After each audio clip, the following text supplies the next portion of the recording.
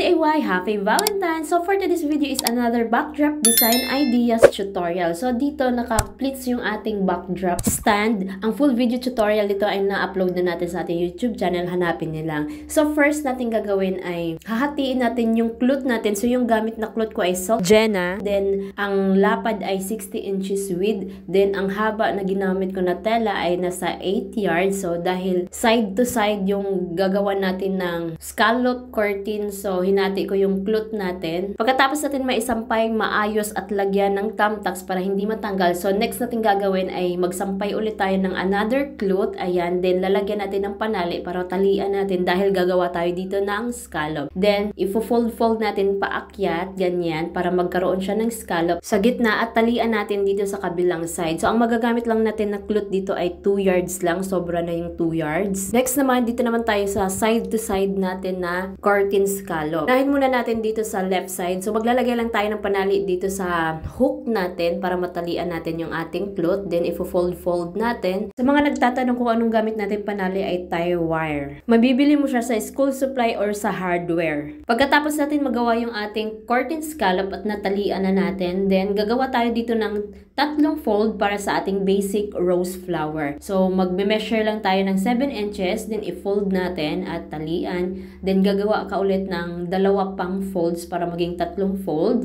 Then pagsamahin na natin silang tatlo pagtali. So ganyan lang pagkatali guys, ganyan. So dapat yung magtali ka pa left side. Ayan. Then gagawa na tayo dito ng basic rose scallop. So ibubuka muna natin yung center. Ayan. So medyo malaki tong natin, cloth na gamit, mas makapal siya, 60 inches width kasi. So, mas makapal yung magiging rose natin. Ayan. So, paikot-ikot lang natin yung dulo ng ating cloth. Ayan. Then, lagyan natin ng pin kasi ito yung magiging rose buds natin. Ayan. Lagyan natin ng pin para hindi matanggal yung ating rose buds. Then, yung sobrang cloth, iikot ulit natin. Ayan. Then, ipipin ulit natin siya sa may gitna. Ayan. Ayusin lang natin. Then, ipin ulit.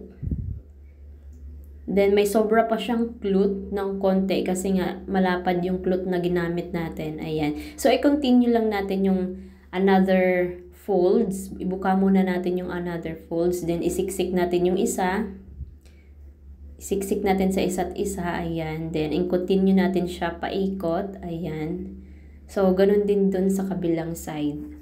So, pwede mo rin siya i-cruise yung magkapatong yung nila, mga folds. So, ito na yung magiging look ng ating basic rose flower. Pagkatapos natin dito sa left side, ganun din yung gagawin natin sa right side. So, dito sa baba, makikita nyo may mga thumbtacks dahil gold yung natin, ginamit na thumbtacks. So, pwede natin siyang takpan ng another cloth, ayan, para hindi nakita yung mga thumbtacks na natin gamit. Ito na yung magiging look ng ating rose flower scallop backdrop. So, kahit saang okasyon, pwede mo tong gawin for Valentine's, Mother's Day, bridal shower, wedding, anniversary, engagement, christening, birthday debut, or sa church, pwede.